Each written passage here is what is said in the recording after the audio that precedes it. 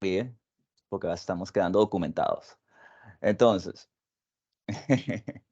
sí, como puedes ver en pantalla, este es el calendario de capacitaciones. Vamos a tener 6 sesiones de aquí hasta el 3 de octubre. Todas estas sesiones van desde lo conceptual, que es lo que vamos a ver hoy, hasta el cierre, que va a ser también del pitch, y dentro de ese arco que te vamos a estar dando, va a haber capacitaciones técnicas, donde están las que ves la 2, la 3, la 4 y la 5. Son en el mismo horario, esto está en las bases. La única obligatoria, y es importante, es la sesión número 6. Es obligatoria la asistencia de por lo menos 2 participantes del equipo. Si no hay 2 participantes del equipo, se considera que el equipo ha dejado de participar en la hackathon, es decir, se retira, ¿ya? ¿Por qué es tan importante? Porque en esa sesión vamos a ver lo que es el pitch, es decir, cómo tú presentas de una manera efectiva y poderosa a un jurado una idea, y esto te va a servir no solo para la hackathon, sino para tu día a día, para tu vida de aquí hacia adelante. Y vamos a ver aclaratorias generales y también vamos a tener un pequeño punto sobre lo que es la ética y la inteligencia artificial. También por eso lo quisimos hacer obligatorio, porque es importante que consideremos las implicaciones que tiene el trabajo que hacemos con esta tecnología y en todo lo que hacemos, no solo esto, ¿ya? Pero nosotros lo vamos a ver específicamente a la inteligencia artificial generativa, que es lo que vamos a trabajar, ¿ya? Eso es. Mejores prácticas, que era lo que te habíamos mencionado antes. Para que esta sesión sea lo mejor para ti y para tu equipo y obtengas el máximo beneficio de lo que vamos a estar haciendo hoy aquí, te sugerimos que elimines las distracciones. Deja solo esencialmente lo abierto. Generalmente cuando estamos en nuestro computador, si estás en tu computador y si estás en otro tipo de dispositivo aún mayor, la distracción, como el celular o ¿ya? Cierra las ventanas, enfócate en lo que estamos haciendo aquí, porque siempre salta una notificación por ahí y entonces la mente se va y se escapa tu atención. Y puede que no escuches algo que puede ser valioso o puede que no leas algo que puede ser importante para ti y tu equipo. Activa tu micrófono para compartir tus opiniones y desactiva cuando no estés hablando. Es decir, que lo que ya habíamos dicho antes, cierra el micrófono para no interrumpir y si quieres hablar, bienvenido, por favor, abre el micrófono y haz tu pregunta, haz tu comentario, ¿ya? Último, elige usar auriculares durante el taller. Esto va a aumentar significativamente la calidad del sonido que estás experimentando. Es decir, que se recomienda usar auriculares si lo tienes. Si no, simplemente busca un espacio que te permita tener una sesión de aprendizaje más efectiva. Enciende la cámara. Te recomendamos encender la cámara como la tengo yo, porque esto también te va a ayudar a estar enfocado en la sesión, porque sabes que tienes la cámara ahí y cuando generalmente abrimos la cámara, sabemos que estamos ahí, estamos mandando una imagen y eso nos permite aumentar nuestro foco. ¿Ya? Eso. Eh, Son sugerencias, pero importantes para obtener el máximo beneficio. ¿Quién soy yo? Me voy a presentar brevemente, parte del equipo de EY que está organizando esta hackathon. Yo soy Ángel Grimalt. Eso es un QR que puedes escanear y ver mi perfil en LinkedIn. Formo parte del equipo de Americas Innovation actualmente, que lo que hacemos es gestionar la innovación en las Américas, en la región. Y bueno, la experiencia que te voy a estar tratando de transmitir esencialmente es la metodología de Design Thinking, que fue la que utilizamos en un programa de intraemprendimiento. El intraemprendimiento es alguien que toma una idea dentro de una organización y trata de hacerla un nuevo negocio. Es decir, que pasamos por todo un ciclo desde la idea hasta el prototipo de alta fidelidad. Y todo ese ciclo estaba basado en Design Thinking y en Design Sprint. Y eso es lo que te vamos a transmitir hoy día. Bueno, el propósito de EY, si no lo conocías, es construir un mejor mundo laboral. Y es por eso que estamos hoy aquí y es por eso que hacemos muchas de otras actividades más. Y mi propósito específico, yo, Ángel Grimal, es inspirar y guiar la innovación para construir un mejor futuro. Eso es lo que a mí me mueve en mi día a día y en mis actividades, tanto profesionales como personales. Entonces, ese soy yo. Y nuestro equipo está conformado por Joaquín, Matías, Carlos, etcétera. Y tenemos mentores que vas a estar conociendo, como Walter, etcétera, que están ahí y te van a estar apoyando durante todo la hackathon. Eh, Agenda. ¿Qué vamos a estar haciendo hoy día? Bueno, introducción del Design Thinking, como te habíamos mencionado. Pasos del Design Thinking. Vamos a ver los 5 pasos del Design Thinking. Y vamos a tener esto, intervención del stakeholder participante. Vamos a tener a alguien de la Universidad Católica, que ya vamos a ver quién es, que nos va a permitir tener una visión de alguien del sector. Porque el Design Thinking, como vamos a ver, parte desde tratar de entender al otro, de ponernos en los dolores y entender realmente y tener una percepción más clara y más sensible de realmente qué es lo que necesita ese otro para poder desarrollar la mejor solución que haga match con ese dolor o con esa necesidad. Entonces, por eso yo creo que es tan importante y tenemos la oportunidad de tener aquí al invitado que le vamos a presentar. Preguntas y respuestas, eso va a ser al final, donde vamos a tener la oportunidad de hacerle preguntas y siguientes sesiones, ¿ya? Entonces, eso es lo que vamos a estar haciendo. Para iniciar, las instrucciones de Menti. No sé si has utilizado Mentis antes, pero esto es una herramienta que puedes seguir o en tu navegador www.menti.com y colocas eso y pones ese código para poder responder unas preguntas y nos conozcamos y rompamos un poco el hielo.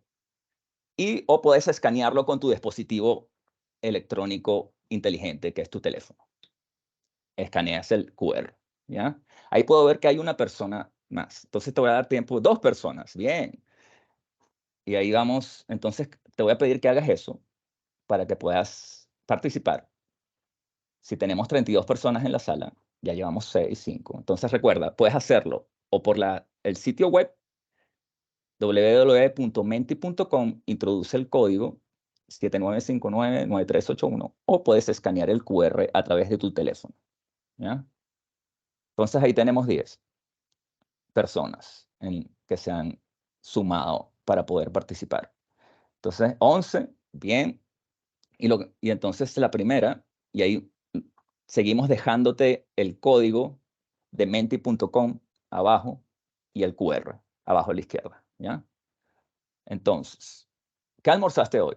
Esto es simplemente para ver que comiences a utilizar la herramienta que vamos a estar, porque queremos hacer la sesión dinámica, ¿no? Entonces, para esto, una ensalada, una cazuela, ¿ves? Para el invierno, una persona a mí me encanta la cazuela de Chile, unos ñoquis, ¿ya? Muy buenos de papa italiana, pollo, pera, solo pera para eso, curry. Ya curry, algo de la India, KFC, tiempo que no comía algo de KFC del pollo. Papas doradas, manzana, arroz, perfecto. Entonces tenemos 19 personas, muy bien, 20 ahora. Excelente. Arroz, mucha gente comió arroz parece. Y ensalada, gente sana, muy bien, muy sana, manteniendo la línea. All right. Entonces empanada de plátano. Oh, oh, oh. Eso me recordó de donde yo nací en Venezuela. Empanada de plátano. Ya. Muy rico. Empanada de pino, eso también. Ese es el encanto que tiene Chile. Y ahora se viene el 18 a comer empanada. Y creo que hoy juega Chile, ¿no? Mucha suerte a los chilenos. Vale. Ahora, ¿desde qué lugar? Ahora queremos saber desde dónde estás ubicado. ¿Desde dónde te conectas? Ciudad, zona, etcétera. ¿Estás conectado hoy? ¿Desde qué lugar estás conectado hoy?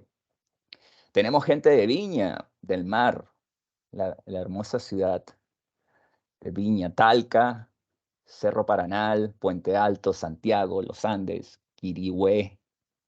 Desde la cocina, ¿ves? Eso es muy específico. En el planeta Tierra, Puente Alto, San Bernardo, Santiago, Providencia, vale, tenemos mucha gente de Santiago, de Viña, del norte, del sur, creo. Rancagua presente, dicen ahí. Muy bien. Vale, entonces tenemos de todas distintas regiones, incluyendo la cocina de la casa de alguien. Muy bien, gracias. Continuamos. Ahora queremos saber el rango etario que tenemos presente aquí, ¿no? Si tenemos gente, bueno, menos de 18 años creo que no hay, porque por las bases no lo permiten. Al menos que te sientas 18 años. Esto es tu edad cronológica biológica, ¿ya? Porque hay gente que sí, es verdad, mentalmente puede tener menos de 18 años, como acaban de poner ahí. Ya, entonces, ¿qué tenemos aquí? Tu edad biológica, por favor. Ajá, tenemos gente de 18 a 25 años, 7, 10 de 25 a 40, ya como yo, que estoy ahí, justo ahí, es la mayoría. Y 18 a 25 son 7, y tenemos más de 40 años, 2 personas. La experiencia y la sabiduría, como siempre decimos, ¿no? Está presente. Ahí tenemos más gente, ¿ves? Nos traen más sabiduría. 3 personas más de 40 años. Ok. Muchas gracias por responder y por permitirnos conocer tu edad cronológica. Ya. Ahora la parte, ¿no? ¿Por qué estamos hoy aquí? ¿Qué significa para ti la Hackathon Summit País Digital by EY Colabora Microsoft? ese día 3 de octubre para el cual ya empezamos a prepararnos, empezamos la experiencia. Desde el momento en que llenaste ese cuestionario, ¿cierto? En línea. Y muchas gracias por llenar el cuestionario y responder nuestras comunicaciones. Pero para ti, ¿qué significa la Hackathon Summit País Digital? By EY colabora Microsoft. Es un aprendizaje, creo que es mucho, exactamente, aprendizaje, aprendizaje, oportunidad para aprender, investigar, colaboración, conocer gente, innovación, desafíos, un desafío que nos motiva. Comida, jaja, alguien está esperando la comida, no sé si tiene eso, porque alguien estará esperando comida. Muy bien. Trabajo en equipo. Eso es algo clave, el trabajo en equipo. La única forma en que consigas tener la mejor solución es que tu equipo trabaje de la mejor manera. Y eso no solo para la hackathon. Oportunidades para aprender, progreso, innovación, programación, APIs, yes. Toda la parte técnica, el componente técnico es muy, muy importante también. Y creatividad. Conocer mi nivel, claro, muchas veces tenemos que hacer algo y tener que entrar en un desafío para conocer qué tanto hemos aprendido y cuáles son nuestras capacidades, ¿cierto? Ya, muy bien, muchas gracias por responder. Fun, diversión, también es un componente muy importante, la diversión. Muy bien, entonces empecemos a ver lo que es contenido. Vamos a ver el design thinking. Esta es la metodología más utilizada y que fue ideada o, digamos, inventada por una consultora de diseño y que luego la Stanford Design School o la Escuela de Diseño de Stanford la hizo, digamos que la desarrolló más en detalle. Y hay investigaciones que dicen que esta es la metodología que permite realmente lograr innovaciones de todo tipo. Las innovaciones incrementales, que son mejoras pequeñas, y innovaciones radicales, que son transformaciones. ¿Ya? Y en todo tipo, productos, servicios, etcétera. Entonces, esta metodología te va a servir para no solo diseñar soluciones, sino también para tratar de solucionar cualquier problema. Puede ser un problema incluso de un proceso, de una organización, etcétera. ¿Ya? ¿Qué es Design Thinking? Entonces, como decimos, es una metodología que se centra en el ser humano, parte centrándose en la necesidad que tiene ese usuario o esa persona de Quest and Sam. En el caso de las hackathons estamos hablando de la educación del futuro. Entonces estamos viendo cuáles son las necesidades y dolores que existen en la educación. Y partimos por ahí, por la necesidad, porque muchas veces cuando estamos tratando de innovar, tenemos el sesgo de la tecnología o el sesgo de la última tecnología y perdemos esa visión de lo que es realmente la necesidad del usuario. Y la tecnología también es parte del design thinking, porque es la factibilidad, que son las posibilidades de la tecnología, porque tú primero partes por el deseo, que es algo que la gente necesita, algo que la gente realmente quiere, ¿no? Porque lo necesita y tiene un dolor, y viene la tecnología o esa posibilidad que hace viable la solución, que es la tecnología, que es el diagrama de Venn que ves ahí, la factibilidad, que sea factible esto que tú estás imaginándote como solución. Y luego tienes la viabilidad, ¿no? Que son los requisitos del negocio, es decir, que esto sea viable, que sea, que pueda ser sostenible en el tiempo, porque digamos que los ingresos, lo que genera, el valor que genera es mayor que los costos. Entonces es viable, es un negocio, genera valor, que le llaman. ¿Y qué es generar valor? Bueno, es cuando nosotros subsanamos una necesidad, solventamos un problema, porque muchas veces dicen, no, que algo que agregue valor, que tienes que crear valor, pero ¿qué significa eso, cierto? Y es cuando la necesidad es solventada por una solución, o solucionas algo, o subsanas algo. Y eso es lo que es Design Thinking, se enfoca justamente ahí la innovación, en esa intersección entre lo que alguien necesita, lo que es factible, es decir, que la tecnología lo permite, que actualmente, por eso vamos a trabajar con la tecnología de punta de inteligencia artificial generativa, que lo permite, que lo podemos hacer, y es viable en el negocio, es decir, que podemos crear valor, y esto nos puede generar algún tipo de beneficio, ¿ya? Y ahí es donde está la innovación, que es donde está la parte amarilla que dice innovación, esa intersección, ¿ya? Eso es design thinking conceptualmente. Entonces, como dice Steve Jobs, debes comenzar con la experiencia del cliente y trabajar hacia la tecnología, no al revés, lo que ya hemos dicho. Muchas veces partimos por la tecnología y después empezamos a hablar y pensar y entender al usuario o al que necesita la solución, el que tiene el dolor o la necesidad. Y no, es al revés. Primero partimos por la persona o el usuario que va a hacer, por entenderlo, que es lo que vamos a hacer, que es la primera parte del Design Thinking. Partimos por conectarnos con él, ¿ya? Conceptualmente. Primero vemos el concepto y después vemos el proceso, ¿ya? Entonces, el concepto de Design Thinking. Como puedes ver, primero partes divergiendo, es decir, es un proceso de entendimiento, de investigación, de incertidumbre, ruido y patrones y aprendizaje. Estás tratando de entender al otro, estás investigando, estás preguntando, y por eso partes así, ¿no? Es la investigación y síntesis. Luego empiezas a cerrar, empiezas a definir, empiezas a concentrarte en una solución al problema que encontraste en toda esta parte de aquí de los patrones y de la investigación. Entonces empiezas a cerrar y empiezas a obtener claridad. Empiezas a ver la luz al final del túnel, como dicen, ¿no? Entonces, y tienes claridad, y cuando ya te enfocas en una solución, que por lo menos es el prototipo, ¿no? Que vas a ir desarrollando, empiezas a hacer el sprint, y empiezas el testeo, y empiezas ese ciclo que no está ahí, pero es lo que llaman toda la parte ágil, de que entonces empiezas a testear, pero es esa línea que ya tienes claridad, porque tienes un camino hacia donde vas a ir. Pero para poder conseguir ese camino, ese foco, esa claridad y ese compromiso, tienes que partir divergiendo, necesitas abrir, necesitas investigar, necesitas indagar, ¿ya? Entonces ahora ese es el concepto del diseño, para llegar a un diseño y a un prototipo. Bien, recuerda que puedes poner en el chat y al final también vamos a tener las consultas y preguntas, ¿ya? Bien, este es el proceso, esto es lo que vamos a ver ahora más en detalle. Primero partimos con empatizar, definir e idear. Entonces, desde hoy, porque esto lo puedes empezar a hacer desde hoy hasta el 2 de octubre, que es el día lunes, y el 3 de octubre es la hackathon. Entonces, partimos empatizando. Ahí vamos a tener a Francisco Quiroga, que es el subdirector de la Dirección de Transformación Digital de la Pontificia Universidad Católica de Chile. Cuando terminemos de profundizar en cada una de las etapas, le vamos a dar un espacio a Francisco para que presente los desafíos y necesidades que ven desde la Universidad Católica.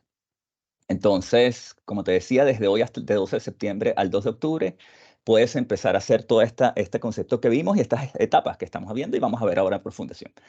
Y el proceso de Design Thinking es iterativo y flexible, es decir, que no tienes tú puedes partir haciendo un prototipo y ir a testearlo, sin hacer el empatizar o definir y todo lo que está ahí. Porque tú eres un hombre de acción o mujer de acción y partes y y hiciste eso y después vas a decir, bueno, ahora lo voy a testear y voy a empatizar, definir y voy a hacer otra vez el proceso, porque es iterativo y flexible. Es decir, esto no es que es lineal, ¿ya? Y el triángulo, estos son los dos triángulos. El triángulo, cuando abres, empatizas, es diverges, defines, converges. Ideas, muchas ideas, diverges nuevamente. Prototipas, entonces converges nuevamente para llegar a una solución en la cual vas a desarrollar y vas a testear, ¿ya? Entonces, esa es la metodología de Design Thinking y vamos a profundizar en cada uno de las etapas ahora para transformar problemas organizacionales complejos. Como te decía al inicio, esto no solo no solo puede ser aplicado para diseñar una solución, sino también para tratar de solventar algún tipo de problema organizacional. Puedes incluso diseñar programas de educación con esto, el diseño instruccional que le llaman. También lo puedes hacer con esta metodología. Conozco un caso que se hizo para los programas de inglés, utilizando Design Thinking, de cómo aprender mejor inglés y cómo rediseñar los programas de inglés que tenemos. ¿Ya? Bien, paso 1, empatizar. Como decíamos, lo primero, para crear innovaciones significativas necesitas conocer a tus usuarios y preocuparte de sus vidas. Recuerdas que el diagrama de Venn, ¿cierto? Los tres círculos. Entonces, ¿por dónde empezamos? Por la necesidad, por lo que el otro le duele. Entonces, para eso hay que observar a los usuarios interactuando en su entorno. Si tenemos que, bueno, lo bueno de esto cuando estaba pensando, cuando veía esto, es que todos hemos sido estudiantes, todos hemos experimentado años de educación. Entonces, todos tenemos una cierta sensibilidad de lo que es el fenómeno de enseñanza-aprendizaje. Entonces, por ahí tenemos algo, pero es nuestro sesgo, ¿cierto? Es mi experiencia. Y eso ocurre para cualquier solución, una solución de retail, una solución del sector de salud. Al final siempre va a estar mi sesgo de cómo yo veo la necesidad o cómo yo veo que creo que es realmente el dolor. Entonces, para poder saltar o tratar de no caer en mi sesgo, tenemos que observar a los usuarios interactuando con su entorno. Es decir, esto también me recordó un colegio que tiene un día del estudiante, donde incluso el padre, el representante, el apoderado, como le llaman, puede ir y experimentar ser un alumno del colegio. Eso a mí me pareció genial. Entonces, incluso se pone el uniforme. Entonces, eso es involucrar a los usuarios, desarrollo, es realmente ir y interactuar con el ambiente, con los usuarios en el entorno. ¿Cómo puedes ver, observar un salón, una clase? Si estás en clases, ver ya desde una mirada más elevada, cuando estás en el salón como un estudiante. Esto puede ser a cualquier nivel. Y entender y ver cómo es la dinámica, cómo ocurre, cuál es realmente lo que necesitamos y qué es lo que nos hace falta. ¿Qué no me gusta? ¿Qué me gusta? ¿Qué podría mejorar? ¿No? Observar a los usuarios interactuando en su entorno. Involucrar a los usuarios directamente. Esto es lo que cuando les haces preguntas, ¿no? Preguntas abiertas. De cuéntame más que cómo te gustaría que mejorara la educación. No, porque esas son preguntas que van hacia la solución. Hay que tratar de ir hacia la necesidad y el problema. Es decir, eh, qué es lo que tú sientes cuando no logras un objetivo, cuando no aprendes algo? ¿Qué es lo que sientes? El mapa de aprendizaje que vamos a ver, de empatizar más adelante, ¿qué es lo que sientes? ¿Qué es lo que piensas? ¿Qué es lo que dices? ¿Y qué es lo que haces? ¿No? Esos 4 lo vamos a ver más adelante. Entonces, esas preguntas, puedes hacer preguntas en esos 4 cuadrantes para tratar de entender la necesidad y el dolor, para involucrar a los usuarios directamente. Y el desarrollo de personas, que es algo más formal, que es tú creas, por ejemplo, un perfil de un estudiante, un perfil de la persona para la cual tú estás haciendo la solución, puede ser de un profesor, y entonces ya creas el perfil completo de dolor, de emoción, de pensamiento, de acción y de incluso de estereotipos, etcétera, que se creen, ¿no? Pero como te decía, el objetivo de esto es lograr entender profundamente al otro para el cual tú estás desarrollando una solución y entenderlo profundamente de manera tal que tus sesgos por lo menos se hagan más conscientes, porque siempre los vamos a tener, ¿ya? Y las mejores soluciones provienen de los mejores conocimientos sobre el comportamiento humano. Si realmente entendemos por qué el otro hace lo que hace y cuál es la necesidad que tiene el otro, cuál es esa emoción que está detrás de esa necesidad, al final es un concepto humano, ¿ya? Es un comportamiento humano. Y de ahí viene la mejor solución, cuando tú realmente los entiendes. Y generalmente los mejores emprendimientos, las mejores soluciones, los mejores desarrollos de algún tipo de plataforma, aplicación, etcétera, viene de alguien que sufrió algo, que le pasó algo y quiso hacer una solución de ello. ¿Ya? Por ejemplo, conozco a alguien que hizo una aplicación para dormir mejor. ¿Y por qué hizo una aplicación para dormir mejor? Porque no podía dormir bien. Entonces, desde su dolor hizo algo. Eh, y porque se entendía a sí mismo y consiguió gente que resonaba con lo mismo.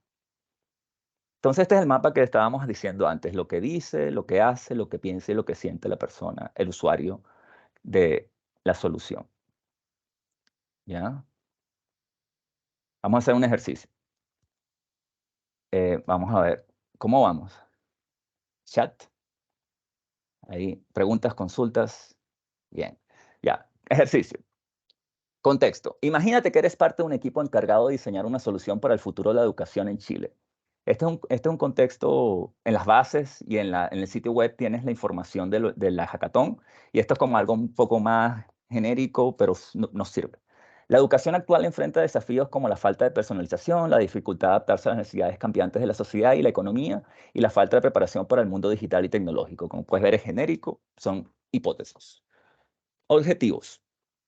Identificar las necesidades y dificultades de los estudiantes en el sistema educativo actual, definir claramente cuál es el problema principal a resolver para crear una educación más adaptada al futuro y pensar en soluciones creativas que integren la personalización, la creatividad y las herramientas tecnológicas como los grandes modelos de lenguaje como GPT-4 para mejorar la educación. Entonces, este es el contexto del ejercicio que vamos a hacer a continuación.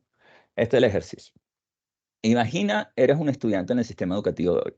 Desde tus principales desafíos y experiencias, escribe lo que piensas, lo que dices, lo que haces y lo que sientes. Entonces ahí recuerda que puedes usar el QR o puedes entrar al sitio web de menti.com e introducir el código que te aparece en pantalla. Entonces ahí tienes el QR a la izquierda si quieres usar tu teléfono y tienes la dirección web y el código para poder interactuar con esta pregunta y dar tu percepción sobre los desafíos, los principales desafíos y experiencias que tiene un estudiante, escribiendo lo que piensas, lo que dice y lo que siente y hace un estudiante. Entonces, ahí tenemos, veo muy concentrados. Entonces recuerda que aquí es simplemente una percepción, puede ser yo siento, a ver, cuando yo me escribía, yo siento que hay mucho, siento que siempre me están preguntando cosas. Pienso que pienso que podría, por ejemplo, yo me acuerdo cuando estaba en clases, decía, pienso que a veces no me da como vergüenza intervenir. Yo sentía que a veces vergüenza de decir las cosas. Las clases son fome, expositivas y no me piden interactuar. Quiero clases más interactivas. Exacto, la interacción. Es verdad, es verdad. Yo también tenía clases muy, sino ya cuando llegué a hacer algo como un posgrado, era algo más interactivo.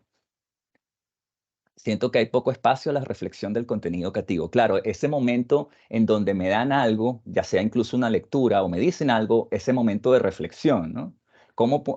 Siento que no reflexiono, sino que simplemente quizás yo estoy aquí ya lugubrando, quizás de que solo consumo, ¿no? Y no reflexiono.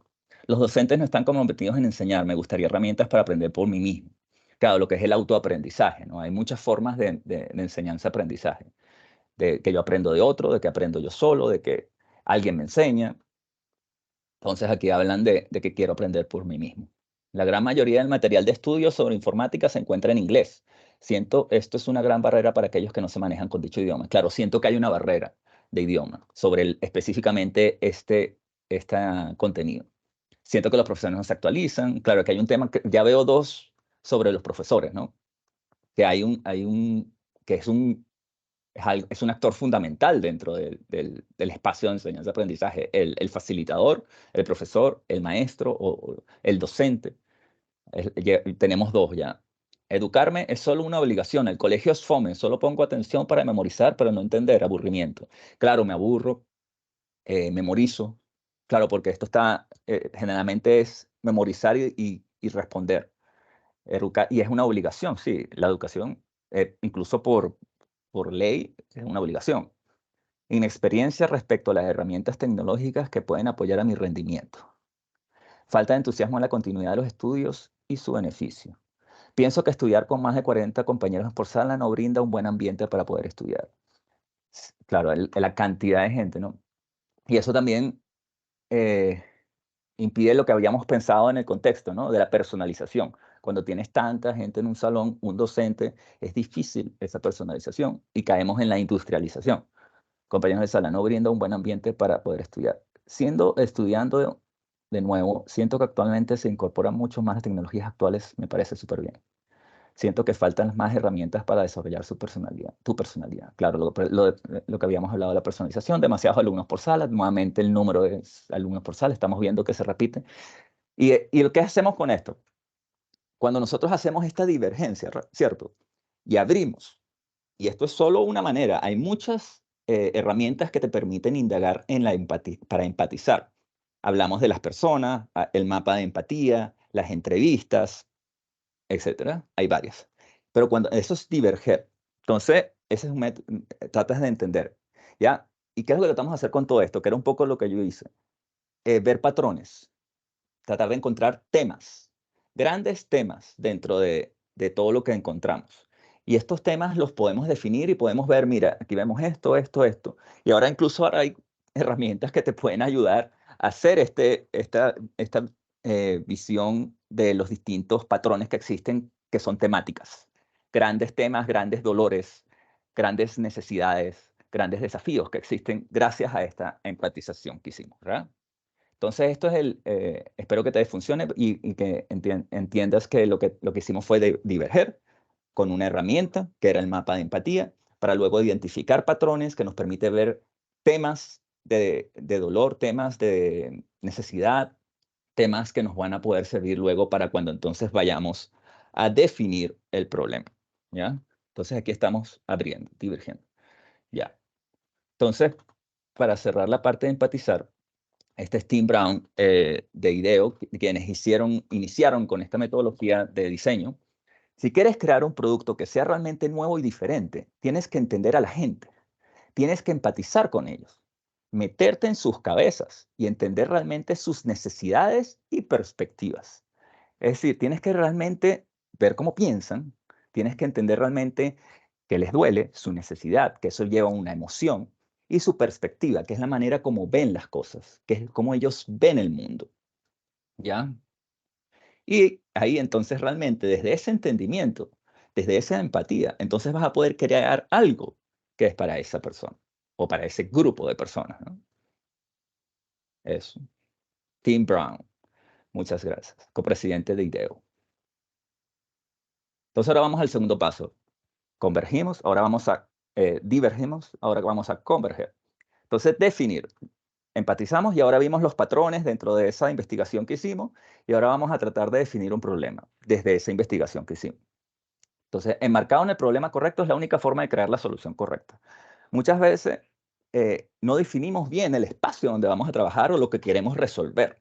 Y eso, bueno, por eso es un proceso iterativo y flexible, el design thinking, porque puede ser que en el momento del testeo te das cuenta de que tengas que volver a definir, y eso por eso es iterativo y flexible. Entonces, la pregunta clave que se utiliza en el design thinking es cómo podríamos, ya que describe el desafío de una manera simple y optimista, porque generalmente como hay una necesidad y un dolor, las afirmaciones y las declaraciones que encontramos ahí tratamos de llevarlas al optimismo, porque eso nos permite crear, ¿ya? Lo suficientemente amplio. Entonces, ¿qué es lo que hacemos con la pregunta? O con la definición del espacio donde vamos a trabajar del problema. Tratamos de hacerlo ni tan amplio, como dice ahí, porque el ejemplo que dice ahí, porque si es demasiado amplio, no nos va a permitir realmente llegar a una definición concreta de un prototipo o solución que queremos trabajar. Y si es demasiado estrecho, vamos a dejar espacios de posibilidades por fuera, si lo hacemos muy estrecho. La pregunta, si lo hacemos muy específica. Entonces, el ejemplo que aparece ahí es, ¿cómo podríamos acabar con el hambre? Entonces, es un problema gigante, es un problema que es un desafío global, por lo que es demasiado amplio para poder realmente idear soluciones que estén dentro de un espacio donde yo pueda desarrollar un prototipo o una solución. Y demasiado estrecho, dice, ¿cómo podríamos diseñar una aplicación para ayudar a los comedores sociales a obtener más donaciones? Entonces ahí ya estás cerrando mucho el espacio de trabajo, porque estás diciendo cuál es la solución específica, que es una aplicación, y estás diciendo también qué es lo que tienes que hacer, comedores sociales a obtener más donaciones. Entonces todo lo que dejaste por fuera de esa pregunta quedó fuera de tu mirada, quedó fuera de tu espacio creativo. Entonces por eso es importante definir bien la pregunta. Y luego puedes cambiarla, obviamente. Incluso también existe subpreguntas. Por ejemplo, hace poco estuve haciendo uno que teníamos una pregunta que era una herramienta que haga esto, y luego teníamos subpreguntas de acuerdo a las temáticas que encontramos en la parte de empatizar, ¿cierto? Tú puedes encontrar 3 grandes temáticas de necesidades cuando haces la empatía, y entonces puedes establecer cómo podríamos, de una manera tal que te genere un espacio creativo con una pregunta arriba y las subpreguntas. Pero lo importante es justo lo suficiente. Esto es, ¿ya? La pregunta tiene que ser ni tan alta ni tan específica. ¿Cómo podríamos conectar los excedentes de alimentos institucionales con los más necesitados? Entonces ahí lo que agarra es eh, dos puntas, ¿no? ¿Cómo podríamos conectar los excedentes alimenticios institucionales con los más necesitados? Estas dos puntas las une y te permite ver todo un espacio de posibilidades en 3, ¿cierto? Entonces, que son el espacio creativo donde puedes trabajar. Eso, entonces la pregunta proporciona suficiente especificidad mientras permanece abierta a una variedad de posibles soluciones. Eso es. Ahora vamos a hacer un ejercicio para ver si queda más claro. Nuevamente, puedes trabajar con Menti.com. Tomado lo aprendido en la fase de empatizar, formula preguntas para definir un espacio de problema del tipo ¿cómo podríamos? Entonces, de todo lo que vimos anteriormente, ¿cómo podríamos mejorar la experiencia de aprendizaje de una gran cantidad de estudiantes en un salón? Esa fue la que se me ocurrió a mí. Ahora, eh, ¿cómo podríamos mejorar la experiencia de aprendizaje de muchos estudiantes en un salón? ¿Sí? Entonces, ¿cómo podríamos? Esa es la pregunta.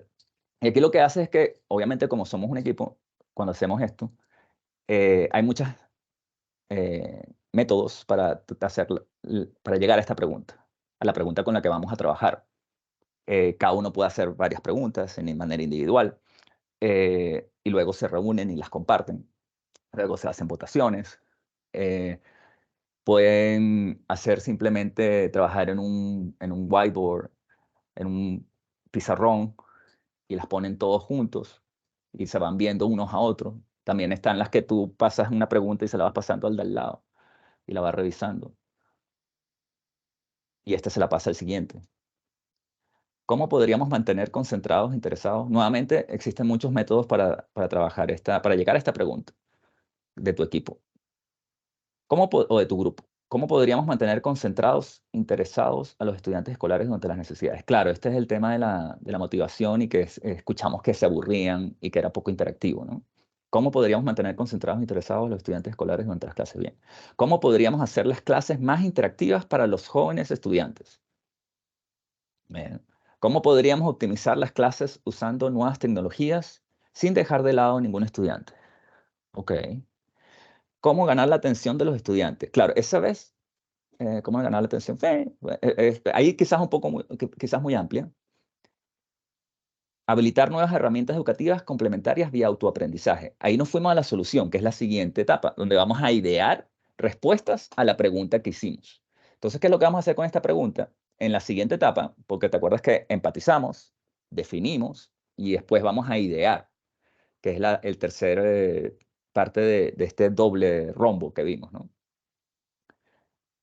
¿Cómo podríamos personalizar el contenido que preparan los estudiantes entre las clases sincrónicas? ¿Cómo podríamos personalizar el contenido que preparan los estudiantes entre las clases sincrónicas? Claro, ahí te estás viendo específicamente a clases sincrónicas, ¿ya? Eh, si ese es el espacio en el que quieres trabajar, bien. ¿Cómo podríamos mejorar el ambiente estudiantil en beneficio de su aprendizaje? Ok, ok. Ahí quizás el ambiente estudiantil que también puede ser mucho, porque el ambiente puede ser, bueno, sí, también sirve. Si te quieres enfocar en lo que es ese ambiente que creas, porque ahí estoy viendo cosas que quizás no son temas que no pueden ser de enseñanza-aprendizaje, pero que sí influyen, porque es el sistema en el que se mueven, ¿ya? ¿Cómo podríamos disminuir la tasa de deserción de los establecimientos educacionales? Ok. También puede ser establecimientos educacionales de tal, hacerlo un poco más, pero sí, sirve. ¿Cómo podríamos guiar a los estudiantes escolares a elegir una carrera universitaria ad hoc a sus preferencias? Ok, ya. Mantener a los estudiantes enganchados con el aprendizaje.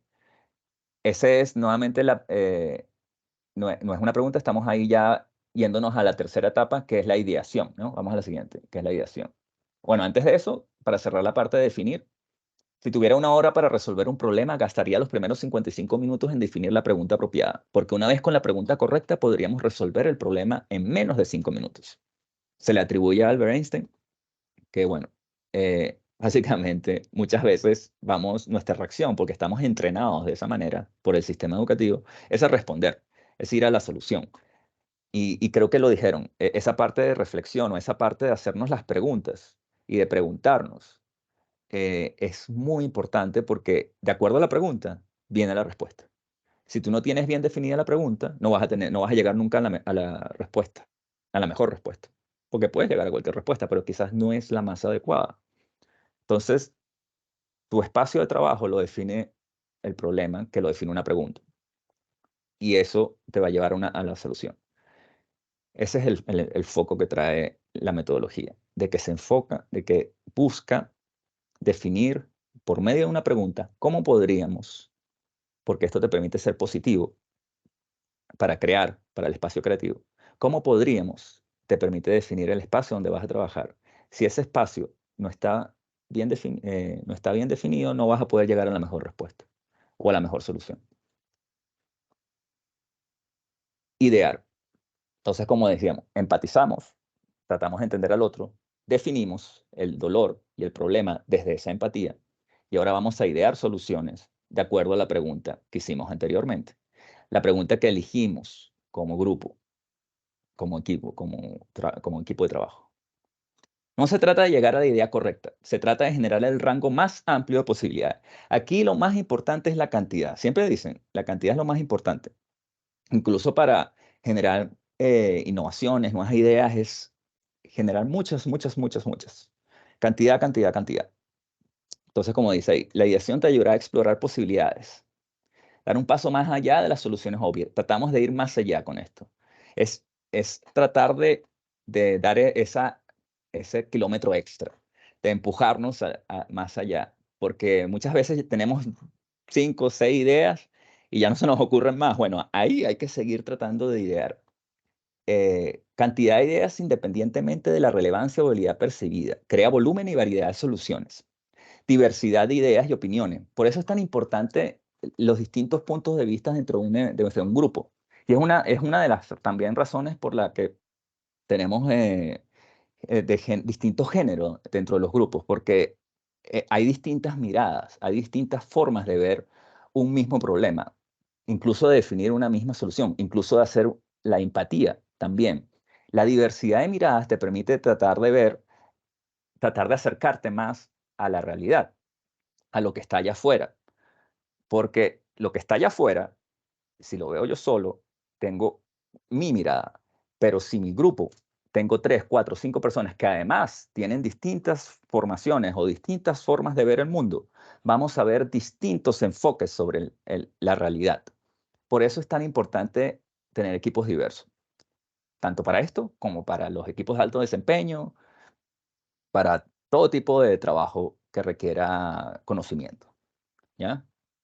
Entonces, la diversidad es lo más importante. Reglas de ideación. Estas son las reglas de oro. Aplaza el juicio. ¿Qué es un juicio? Es cuando tú dices sí, no, bien, malo, buena, mala. Eh, el juicio de valor es que tú juzgas en la idea que bien. Entonces, en este momento no hay juicio. Es simplemente idear y dar posibles soluciones. Fomentar ideas descabelladas. Es decir, lo que es imposible de pensar. Incluso hay un ejercicio que es la peor idea posible, que solo malas ideas, demos solo malas ideas, lo peor que se te pueda ocurrir, y las haces, y puedes rescatar elementos de esas ideas malas, o incluso quizás algo puede funcionar. Entonces, las peores ideas, la lluvia de ideas, eso está. La escritura cervelada, que es similar a lo que ya mencionamos anteriormente, que es que yo escribo una idea y se la paso al que está al lado, y ese que está al lado la lee, y le puede agregar algo, y se la pasa al que está al otro lado, al lado, vas creando, construyendo uno sobre la otra, que es la tercera regla.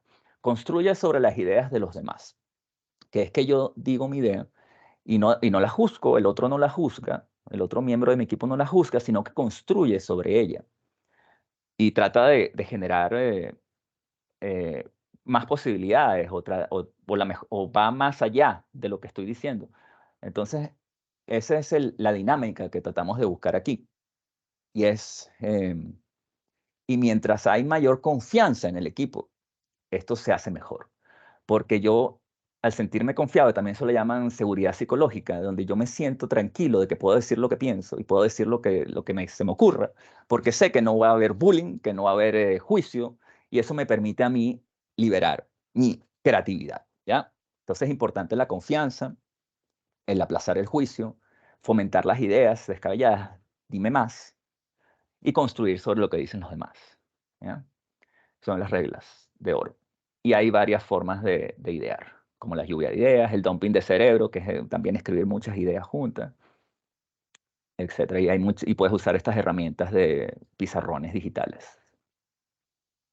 O en papel y lápiz también. Incluso el escribir de manera física nos abre un poco la creatividad porque nos conecta con ese momento en el que nosotros dibujábamos. Se piensa, ¿no? Piensa en todas las soluciones posibles para la pregunta definida del problema. Ah, exacto. Vamos a tomar una idea acá. Vamos a tomar esta. ¿Cómo podríamos hacer las clases más interactivas? ¿Cómo podríamos hacer las clases más interactivas para los jóvenes estudiantes? ¿Ya? Vamos a tomar eso. ¿Cómo podríamos hacer las clases más interactivas para los jóvenes estudiantes? Piensa en todas las soluciones posibles para la pregunta de cómo podríamos hacer más interactivas las clases para los estudiantes. Sin juicio, simplemente escribe las ideas que llegan a tu mente. ¿Cómo podríamos hacer más interactivas las clases para los estudiantes? ¿Cómo podríamos hacer eso? ¿Cómo podríamos hacer las clases más interactivas? Sí. Entonces ahí escribe. Vamos a ponerlo en el chat. ¿Cómo podríamos hacer más interactivas las clases para los estudiantes? Bien, ahí te lo pusimos en el chat, ahí te la dejamos y puedes escribir en el Menti. Vamos a dejarte aquí, si no tienes el QR ahí, y el código. Utilizar inteligencia artificial para crear experiencias personalizadas por perfil del estudiante. Ya, ese es bien conceptual. Ajá. ¿Cómo utilizar para crear experiencias personalizadas? ¿Qué tipo de experiencias? Eh, ¿Experiencias de qué tipos podríamos hacer? Podríamos hacer, y viste lo que hice, ahí me equivoqué, porque yo juzgué la idea, dije, esto es conceptual. Entonces ahí tenemos que estar conscientes de nuestra mente. Lo primero que hace es juzgar. Nosotros vivimos juzgando. Es naturaleza humana, eso está bien, en el sentido de que estemos conscientes de que juzgamos. Entonces ahí, para construir sobre esa idea sería, ¿qué otras experiencias a mí se me ocurren con ella? Podría ser personajes históricos para aprender historia, podría ser personajes de la ciencia para aprender ciencia, tratar de crear personajes de inteligencia artificial para aprender. Esa es una idea que puedo sacar de ahí. Crear juegos en relación a la materia pasada, exacto, hacer más juegos y que estos juegos tengan motivaciones intrínsecas y que tengan un objetivo final que tenga un impacto dentro del espacio educativo como el colegio, algo así. Entonces ahí estamos creando sobre las ideas. Tener un profesor por alumno, claro, tratar de crear una forma de masificar el tutor individual de los alumnos, ¿no? ¿Cómo podemos masificar el acceso a tutores? Haciendo uso de dispositivos móviles, la tecnología QR y la modelización 3D, la realidad aumentada, para acercar el conocimiento a los jóvenes más tecnológicos que participen más. Organizar los estudiantes en ramos según los enfoques que quieren seguir. Exacto, hay que seguir juegos educativos, utilizar herramientas de realidad aumentada para mejorar la experiencia del estudiante y aceptar atención. Usar aplicaciones como Menti, hacer actividades de grupos pequeños que requieren discutir. Relacionar los temas vistos en clases con sus gustos personales. Claro, entonces aquí, ¿cómo podríamos hacer entender más a los estudiantes e identificar sus motivaciones y diseñar cada uno sus planes de estudio? ¿Cómo podríamos hacer eso? Entonces, todo ese tipo de ideas podemos ir construyendo. Idear. Yo creo que aquí más. Hay que seguir escribiendo. Mezclando métodos de exposición y clases, PPT encuestas virtuales. Claro, la diversidad de métodos, diversidad de medios a través del cual, creando mayor diversidad de medios, generando mayores proyectos de los estudiantes para que trabajen por proyectos. em, Creando más interacción entre las distintas edades de los cursos, generando mayor experiencias fuera del espacio donde se reúnen, como el colegio, fuera del colegio. Eh, Todo ese tipo de ideas las escriben. Y logramos la ideación, ¿ya? Lo importante, aplazar el juicio y estar conscientes de cuando juzgamos, porque es algo natural. Leemos algo, escuchamos algo y aparece el juicio. Por lo tanto, que es muy importante estar consciente de cuando juzgamos. Eh, Luego, nuevamente, la cantidad es muy importante y el construir sobre las ideas que van apareciendo, ¿ya? Y las ideas descabelladas. Hasta ahora, creo que, bueno, a eso no sé si alguien considera alguna de estas descabelladas, pero las ideas que, no sé, qué ideas puede para hacerlas interactivas, que los estudiantes puedan para hacerlas más interactivas las clases de los estudiantes, las experiencias de los estudiantes. Una idea descabellada podría ser que los estudiantes estudien lo que quieran. Que estudien lo que quieran fuera de cualquier materia. Lo que ellos quieran hacer, ellos lo estudian y con quien quieran. Pueden estudiar no solamente con gente dentro del salón, sino lo pueden hacer con sus amigos, con sus familiares, con quien ellos decidan hacerlo. No sé. Ideas descabelladas. Ya. Entonces, idear. Importante idear. La mejor forma de tener una buena idea es tener muchas ideas. Es lo que estamos diciendo. La cantidad es lo más importante.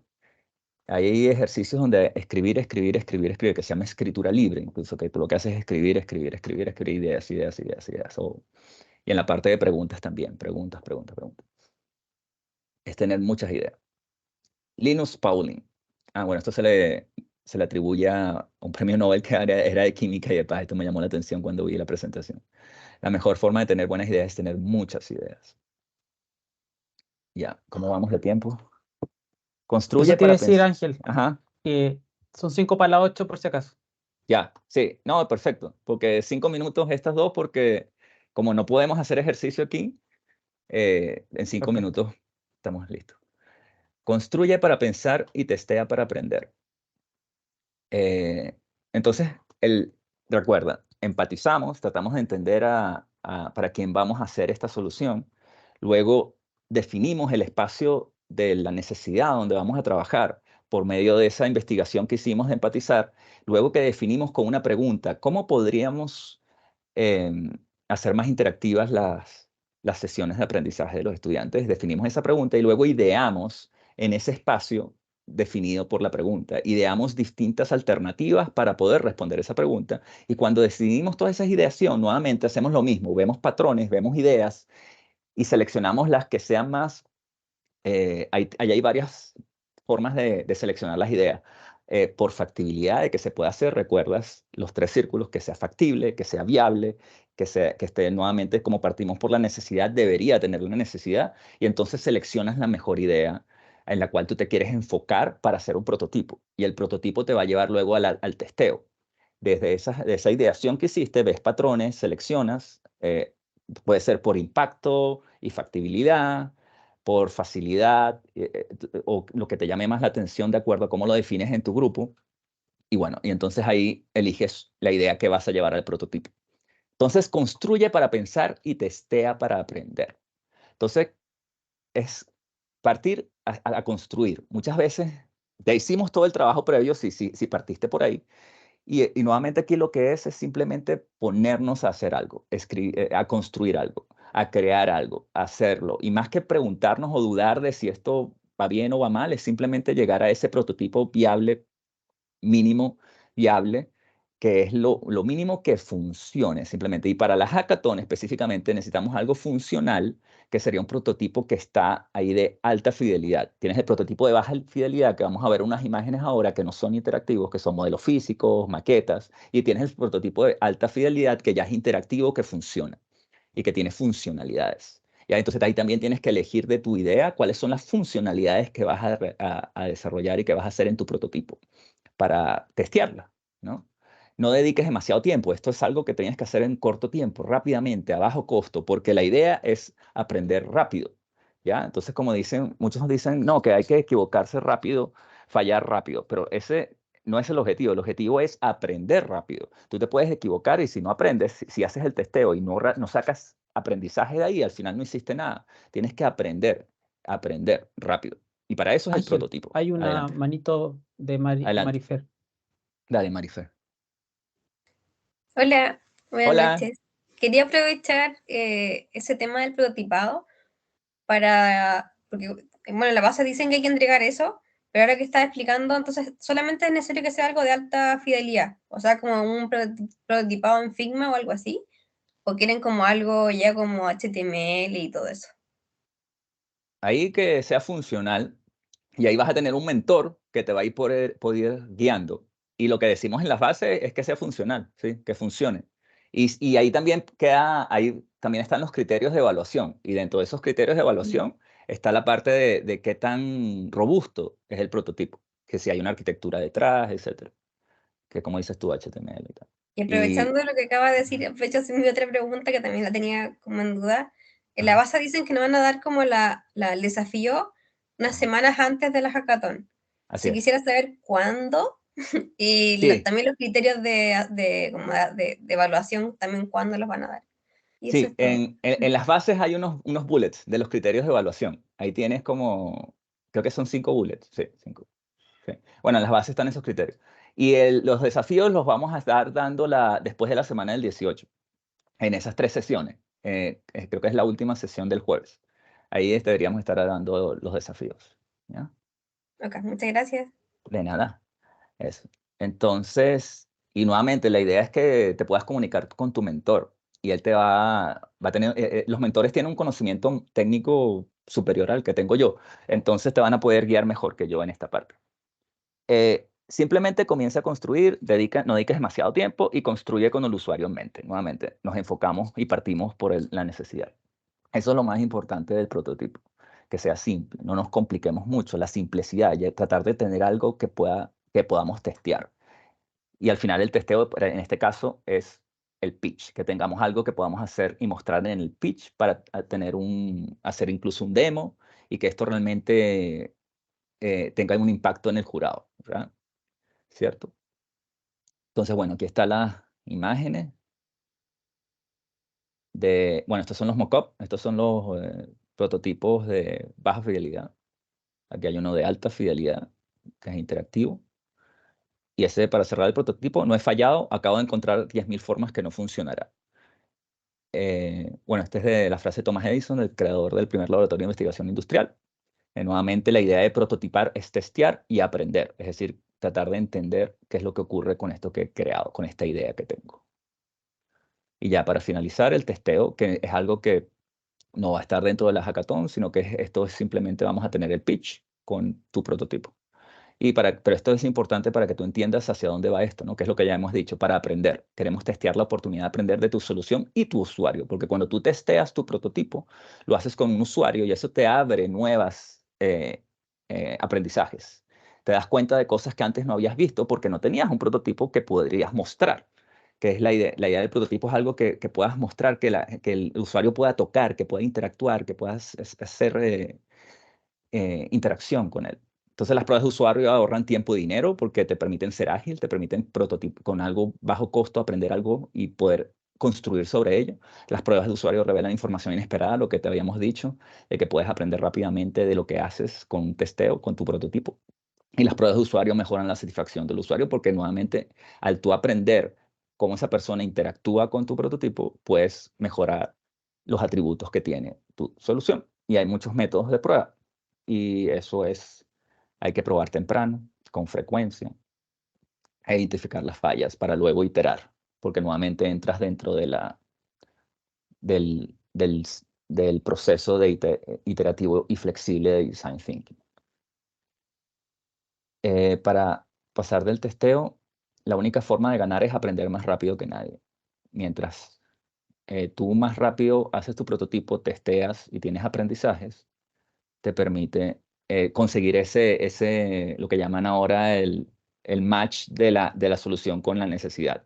El producto y el mercado encajan. ¿Ya? Y entonces ahora, para finalizar y concluir, antes de escuchar a Francisco, que espero que esté ahí, Francisco. ¿Estás ahí, Francisco? A ver, vamos a mirar si entra o si no. Sí, Ahí aquí está estoy, aquí Francisco. estoy. Qué bueno, Gracias. Francisco. Demoré un poquito en mi micrófono. No, gracias, qué bueno que estás ahí. Gracias por unirte a la sesión de hoy. Entonces, Francisco, como habíamos mencionado al inicio, es el stakeholder del sector, es su director de Dirección de Transformación Digital y Pontificia Universidad Católica de Chile. Y lo que estamos haciendo hoy aquí, hemos visto la metodología, el proceso de Design Thinking, donde empatizamos.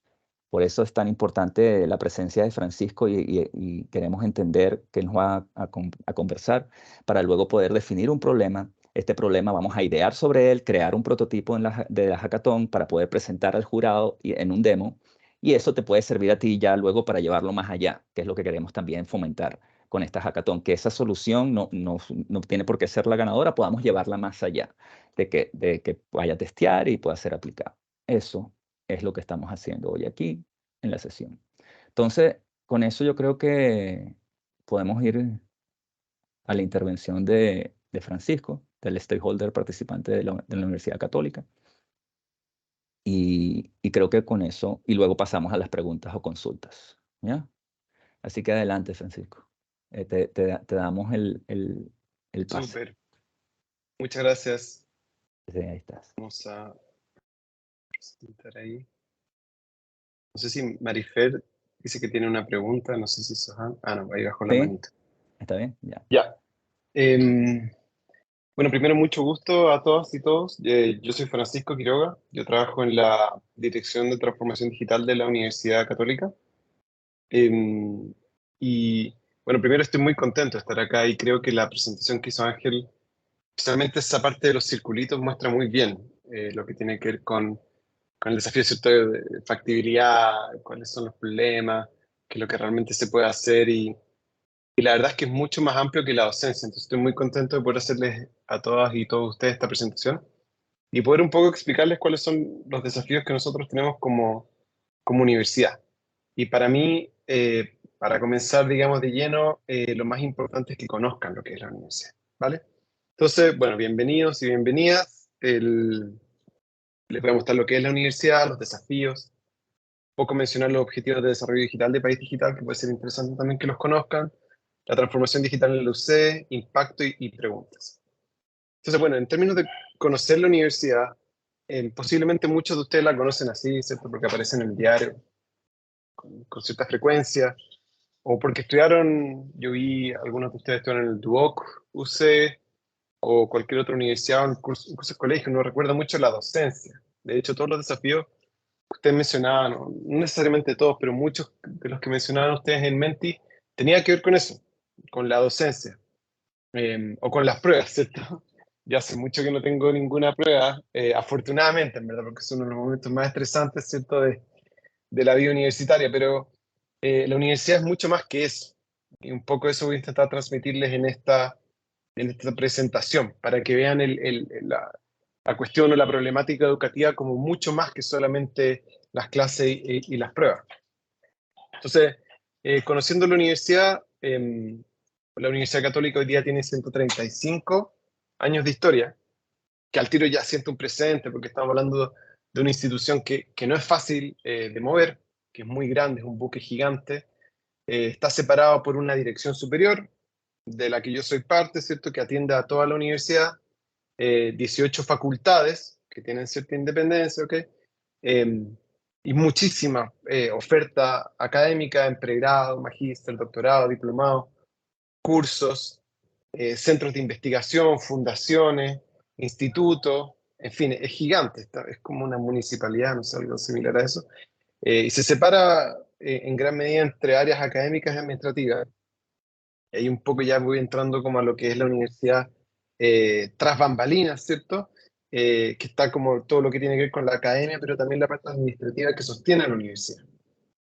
Y esta parte que dejé en amarillo es la que a mí me parece la más importante, porque todo este proyecto educativo está construido en definitiva por personas, ¿ya? O sea, ¿qué es la universidad? Es su comunidad, es el grupo de personas que componen a la universidad, que en nuestro caso son 4.000 académicos, 4.000 funcionarios, más de 40.000 estudiantes en cada instante de tiempo y cientos de miles de exalumnos. Es un grupo muy, muy grande de personas y cada vez que nosotros hacemos un cambio, en definitiva, estamos extendiendo este cambio a un montón de personas de diverso origen. Entonces, el quehacer académico, en primera instancia, ¿cierto?, es la docencia, pero también existen otros, como la investigación y la creación, extensión y la gestión. Un poco más en detalle, docencia es enseñar, es lo que ustedes conocen, ¿cierto?, de cuando uno va a una clase, te explican algo o una ayudantía, después hacen una prueba al respecto, un proyecto, un control, una interrogación y te ponen una nota. ¿Ok? Pero también tiene que ver con la transmisión de conocimiento, guía, mentoría, crecimiento, digamos, intelectual. Pero también están las otras tres, digamos, que también forman parte de un proyecto educativo universitario, que son investigación y creación, primero, que es empujar las barreras del conocimiento a nivel mundial, es la idea que tiene la Universidad Católica. Entonces, si tú tienes un espacio de conocimiento que es un círculo, digamos, tú quieres empujar, ¿cierto? Que ese círculo sea un poquitito más grande. Inventar cosas nuevas en ingeniería o encontrar ciertos modelos de astrofísica, por ejemplo, que expliquen mejor el movimiento de los planetas o algún fenómeno, la oxidación, en fin, o sea, en filosofía, en historia, de todo tipo de conocimiento, análisis, información nueva, digamos, que empujen al mundo hacia adelante. Extensión es vínculo con la sociedad. La vacuna Sinovac, que vacunó a cientos de miles de personas en Chile, fue liderada su implementación por un profesor de la universidad, por un académico histórico de la universidad, que también tiene su centro de investigación asociado a la universidad, y evidentemente con estudiantes de magíster, doctorado, eventualmente de pregrado también, que formaron parte de esa iniciativa. ¿Okay? Y finalmente gestión, que es apoyo administrativo al quehacer universitario, porque como se podrán imaginar, para mover a 40.000 estudiantes, cientos de miles de exalumnos, tienes que tener una espalda de gestión bien grande. En términos de desafío, aquí estos son varios, ¿okay? Esto lo estableció la rectoría o la dirección superior, como yo les decía, pero me parece valioso mencionárselo, aunque sea bien rápido, para que conozcan el gran espectro de posibilidades que existe en la universidad o de desafíos, ¿ya? Que es una mirada súper amplia. ¿Ya? Primero es la comunidad UC, porque ya se lo mencioné. Segundo, gestión institucional. Tercero, gobierno universitario.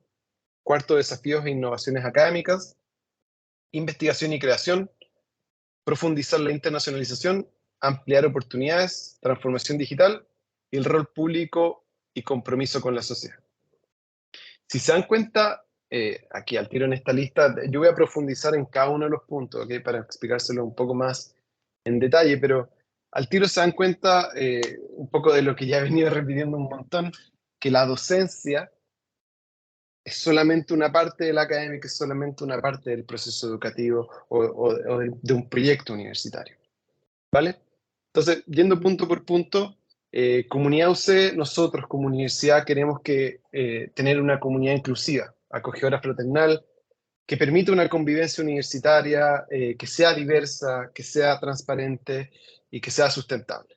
¿Okay? Nosotros tenemos esa visión casi filosófica de la vida, que nos interesa mucho implantar no solamente nuestros estudiantes, sino que también las personas que trabajan en la universidad o cómo nos involucramos con el país.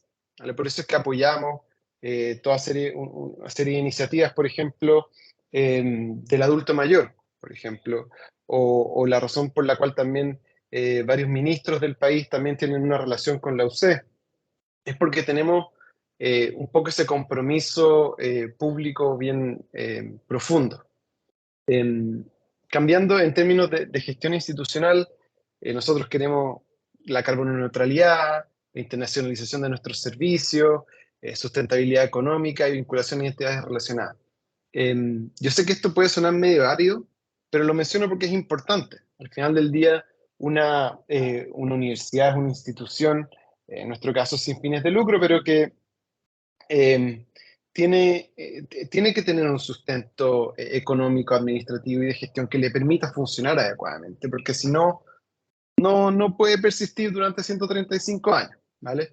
La educación, digamos, es un proyecto o una misión hermosa para mi gusto, pero tiene que tener este sustento, digamos, de óptimo funcionamiento, idealmente con la menos burocracia posible, de la forma más rápida, más ágil, menos costosa, de modo tal de que también pueda persistir a lo largo del tiempo y poder enfocarse, digamos, en aquellas cosas que generan mayor valor para su misión o para el país. Pasando en términos de gobierno universitario, aquí la estructura académica tiene mucha relevancia, la estructura de los programas académicos y los estatutos y reglamentos. Aquí nuevamente suena un poco árido, pero para que sepan, la universidad, al ser una institución tan grande, tiene que ir estableciendo prácticamente como un congreso sus nuevas leyes internas. Y eso permite, digamos, que se vaya desarrollando. Todo esto es una dificultad para innovaciones, digamos, por ejemplo, muy rápidas. Entonces, La UC muchas veces tiene el desafío de que tiene que reaccionar a algo, ya sea un cambio de ley, una nueva tecnología, la misma pandemia, y cuesta mucho, porque es tan grande y tan pesada la institución que cómo tú logras, digamos, moverla desde un estado al siguiente. Entonces tenemos que ser siempre muy hábiles nosotros desde la Dirección de Transformación Digital en ir encontrando soluciones que no solamente sean muy buenas, sino que también calcen, o como yo lo llamo, que sean factibles culturalmente. ¿Okay? No es sencillamente venir y decir, aquí está la solución óptima que encontré porque es técnicamente lo mejor. No, tiene que tener una interacción ahí con una cultura que es pesada, digamos, que es grande y que también tiene sus beneficios. O sea, es esa misma cultura la que ha permitido que la universidad también crezca tanto. Entonces ahí hay como un trade-off, un balance que hay que ser súper consciente, del que hay que ser muy consciente. En términos de desafíos e innovaciones académicas, bueno, el proyecto educativo obviamente es central. Si bien no está en ningún título, obviamente que nosotros podamos formar cada año a más estudiantes es una cuestión muy importante para la universidad. Y así como vamos creciendo a más o menos como 1.000 estudiantes por año, algo por ahí es la cifra, más por año, abriendo nuevas carreras, abriendo nuevas facultades, cada vez ampliando más, digamos, el alcance que tiene la universidad en términos de proyecto educativo. Hay desafíos digitales, hay desafíos de gestión académica. Naturalmente que la pandemia no fue nada de fácil de atender, con muchas clases híbridas o derechamente virtuales, no se podía ir al campus, y eso también obligó naturalmente a que hubiera pruebas online y cosas por el estilo que costó bastante. Desarrollo académico y equidad de género también son desafíos que nos importan un montón. Estamos siempre observando, pero les aviso que también, digamos, cuesta porque para eso necesitas información. Es parte de las cosas que también les voy a mencionar más adelante, pero para ir, por ejemplo, monitoreando cómo va el tema de desarrollo académico, de equidad de género, de integridad académica, necesitas información, datos. Y en una institución tan grande cuesta mucho juntar todo eso.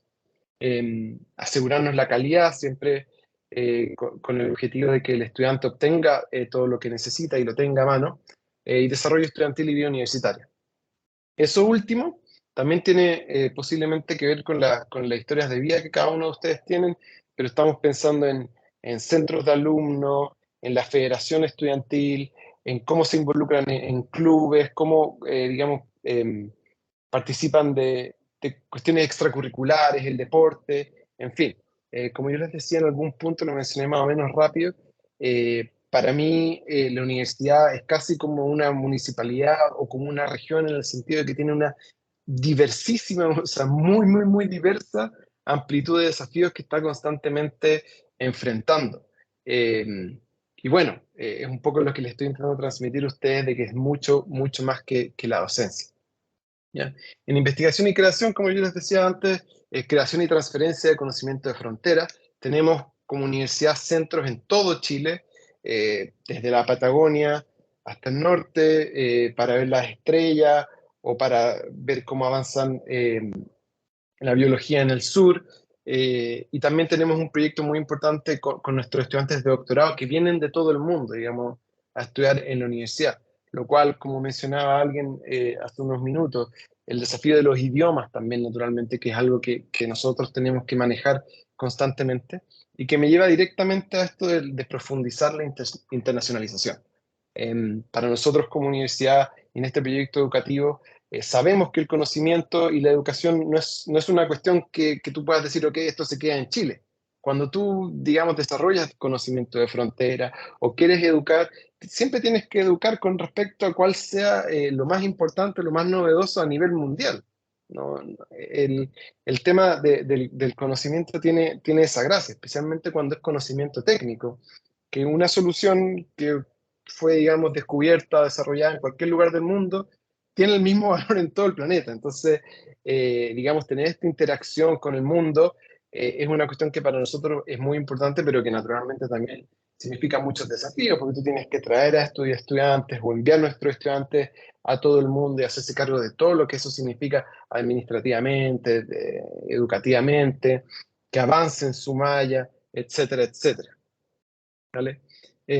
ampliar oportunidades. Esto también es muy, muy importante, que tiene que ver con la inclusión.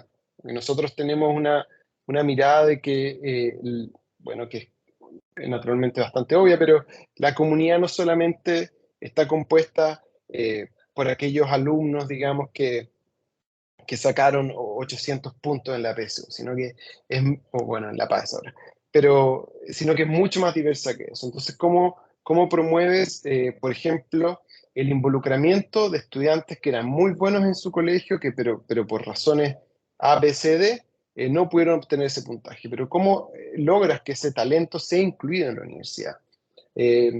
O personas con otras capacidades, digamos, personas ciegas, personas sordas. ¿Cómo vas involucrando todo esto dentro del quehacer universitario para que funcione de manera óptima para ellas y ellos también, que son parte igualmente legítima que cualquier otro estudiante? ¿Ok? Entonces, ahí están temas de estudiantes, pero también hay temas de investigación y transferencia, porque como yo les decía, lo académico, lo estudiantil, no es solamente lo educativo, sino que también tiene que ver con temas de investigación, de creación, de vinculación y de gestión. Siempre con el foco, como yo les decía, un poco de generar una comunidad diversa e inclusiva en esto que nosotros llamamos la comunidad UC. En términos de transformación digital, nosotros nos interesa mucho la cultura digital y el gobierno institucional, de cómo funciona, cómo opera esta gigantesca máquina, gestión y seguridad de la información y docencia digital y experiencia estudiantil. Ahora, yo esta foto particularmente quiero hacer un punto acá, y yo puse especialmente una foto de un montón de personas porque tengo la convicción de que el tema digital o las innovaciones en transformación digital tienen que ver con las personas. No son tecnología por sí sola, o bueno, posiblemente en algunas industrias sí, pero en la universidad no. En la universidad el conocimiento de frontera, la educación, la inclusión y todos los otros elementos que yo les he mencionado previamente tienen un foco especialmente importante en la comunidad UC, en las personas. Y por lo tanto es todo al servicio de las personas. ¿Okay? No es la tecnología por sí misma. Y por eso es que para mí es muy importante mostrarles esta imagen en transformación digital. Pasando a la siguiente, el rol público y compromiso con la sociedad, ya lo mencioné un poquito, pero la universidad interactúa constantemente y dentro de eso también hay algo del modelo educativo, ¿okay? De poder interactuar con el país y brindarle un servicio a la sociedad. Y aquí está justamente una foto del rector y este académico que yo les indicaba, que participó activamente en la lucha durante la pandemia para poder vacunar a cientos de miles de personas en el país. Eso es algo que no solamente nos importa a nivel científico, sino que también de cultura, como cultura artística, por ejemplo, involucrando la obra de Violeta Parra, por ejemplo, hace poco, o de muchísimos otros artistas importantes y disponibilizarlas también para el país. Ahora, ustedes me podrán decir de qué tiene que ver todo esto con innovación digital y todo. Ya voy a llegar a eso, pero me interesaba mucho que supieran cuál era el amplísimo espectro de desafíos que tenía la universidad y cómo nosotros lo intentamos abordar y cómo vemos, digamos, la universidad mucho más que una cuestión de solamente de docencia. Ahora, que ya conocen eso, me voy a acercar un poco más a los desafíos de la universidad. Entonces, la UC, en términos de su funcionamiento institucional, es desde la dirección superior, que es decir, al rector, hacia sus facultades. Es muy, muy parecido a lo que es el presidente del país y los senadores, mucho más que un gerente general y gerencia. Es por eso que si es que cualquier solución, digamos, que sea muy top-down, así como ahora todos van a hacerlo de esta forma, no funciona muy bien en la universidad. Entonces tiene que ser más una cuestión de convencer, cuidar y que las personas estén, digamos, convencidas de que esa es la mejor opción y lo toman. ¿Okay? No existe algo así como, ok, ahora ocurre esto, tómenlo todos y háganlo. ¿Vale? Eso es parte de la cultura universitaria que me parece importante que ustedes conozcan. Desde la Dirección de Transformación Digital también trabajamos desde Casa Central o desde la Dirección Superior, a este grupo de la comunidad UC que está conformado por más de 200.000 personas. Tenemos 40 proyectos en paralelo y más de 100 personas trabajando constantemente para la universidad, intentando atender todo eso que yo les dije antes desde una mirada de transformación digital. Y esta mirada nosotros la tenemos desde los datos, la tecnología y las personas. Aunque como ustedes un poco imaginarán, para mí al menos el tema de las personas es lejos el más importante. Hay desafíos ahí en competencias digitales, en adopción de nuevas tecnologías, en desarrollo de Citizen Developer y Product Owner, en cultura digital y muchísimos otros, que cuando ustedes, digamos, vayan desarrollando toda esta iniciativa o trabajo en torno a Design Thinking, van a poder ir seguramente mezclando idealmente todo esto que yo les estoy diciendo con los desafíos anteriores. Y eso es justamente, digamos, lo que buscamos. Aquí les voy a mencionar un concepto que un poco está desconectado a lo anterior, pero que me parece muy importante que lo conozcan, que es el concepto de última milla. Y a mí me parece muy útil, porque nosotros cuando encontramos soluciones en la universidad, muchas veces puede ser el trencito, digamos, como el gran metro de Santiago, o el tren que llega a Buin, etc. Y después un bus. ¿Okay? Pero nosotros como universidad podemos llegar hasta ahí. Pero muchas veces la persona tiene que llegar a su casa, que está a 3 kilómetros de la estación del bus, o sea, del paradero. Y esto es lo que en ingeniería de transporte llaman el problema de la última milla. Entonces, ¿cómo llegas, digamos, a tu casa? Eso es una cosa que nosotros en transformación digital constantemente estamos viendo en la universidad, porque tenemos que ser capaces de entregar soluciones que permitan a las personas que lleguen a su casa. No nos basta con que llevarlos hasta el paradero. Y si es que comienzan como a reflexionar en torno a todo lo que yo les decía previamente, de la inclusión, de la investigación, de la internacionalización, de la equidad de género, de la vinculación con el país, se empiezan a dar cuenta un poco de a lo que me refiero con esto, ¿ya? De que, ok, si tú preparas el trencito, ok, haces una cuestión para un montón de personas, haces el bus, llegas a más personas más cerca de la casa, pero siempre está ese último espacio que de algún modo hay que llenar y que cuesta muchísimo y que la creatividad de ustedes posiblemente va a atender de algún modo eso. ¿Vale? Pasando a los objetivos de desarrollo país, de país digital, desarrollo digital, perdón, de país digital, son estos 8.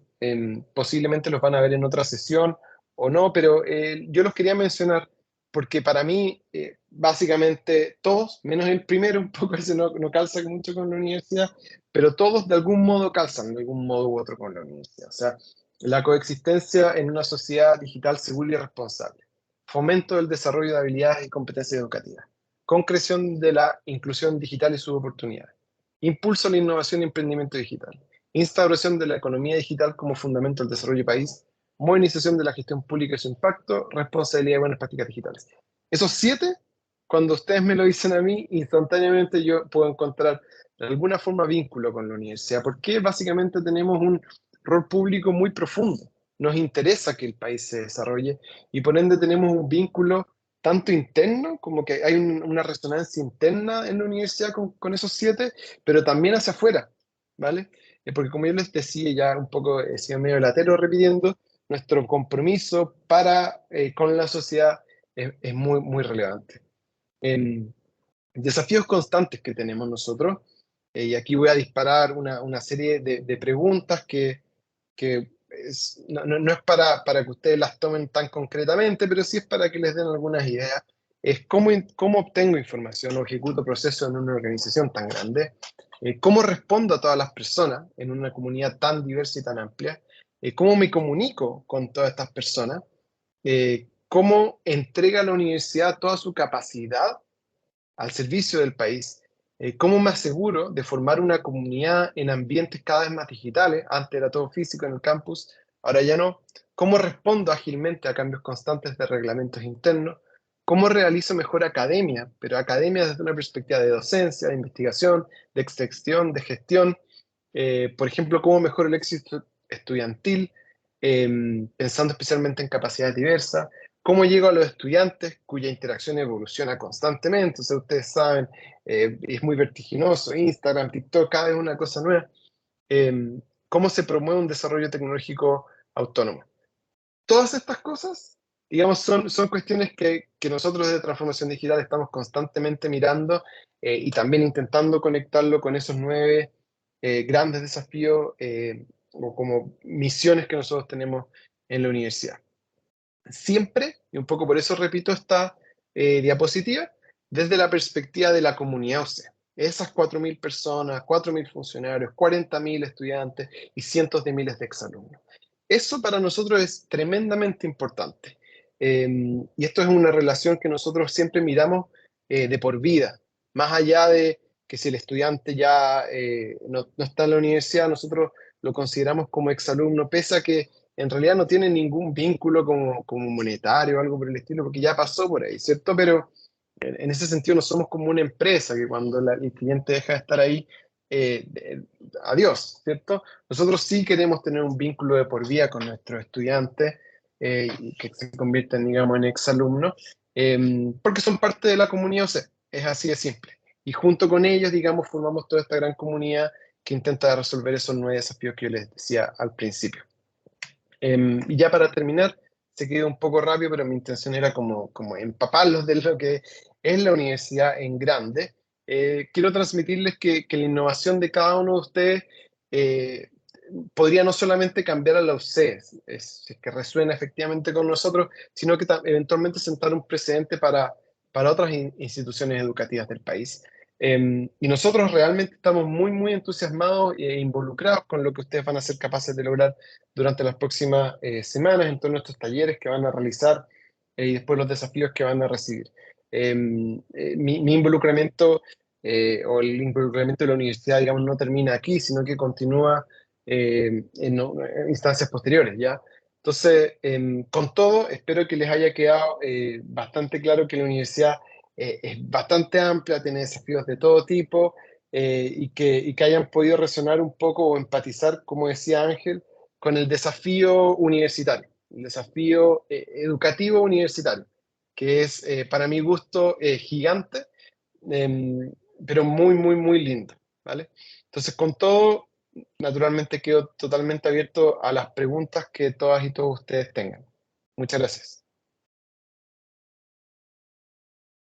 Gracias, Francisco. Oye, Francisco, Adelante. quería hacerte una pregunta. Mira, tú hablaste un poco de la universidad y la política, y eso es una cosa interesante porque me parece que, como dijiste, no es un solo, o sea, ponle que llegamos con una solución tecnológica, pero la pregunta es cómo uno lidia con la capa política dentro de una institución como una universidad.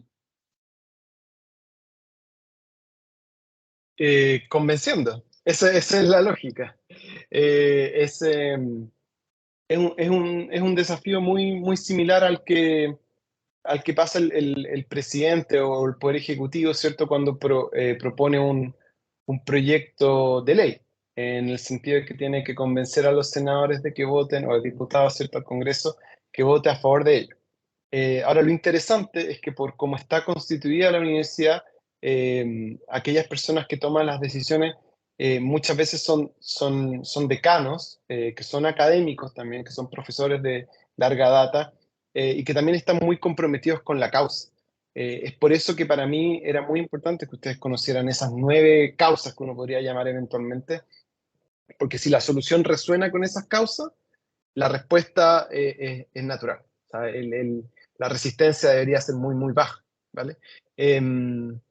Naturalmente que una facultad podría estar más o menos de acuerdo con priorizar tal o cual solución, pero si resuena con esos desafíos, entonces van a estar a favor, ¿vale? Esa es la forma como más fácil. Si no, nada, la vieja política, no sé cómo llamarlo, las soluciones de la política nomás.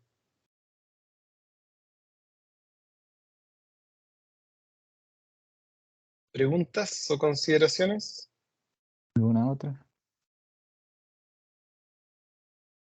Sí, yo tenía una relacionada con la que dijo Roberto, que era, porque claro, tú dijiste factible culturalmente. Entonces, digamos que una forma de entender la cultura es cómo hacemos las cosas aquí. Entonces creo que hablaste un poco de los decanos, pero entonces, ¿cuál sería? Exacto, están esos desafíos que mencionaste, pero culturalmente, ¿qué es lo que más, pero quizás puede ser la misma respuesta, qué es lo que más resuena o valora el que toma la decisión sobre si se adopta algo o no? Bien. Voy a usar las diapos de nuevo para contestar eso. Present.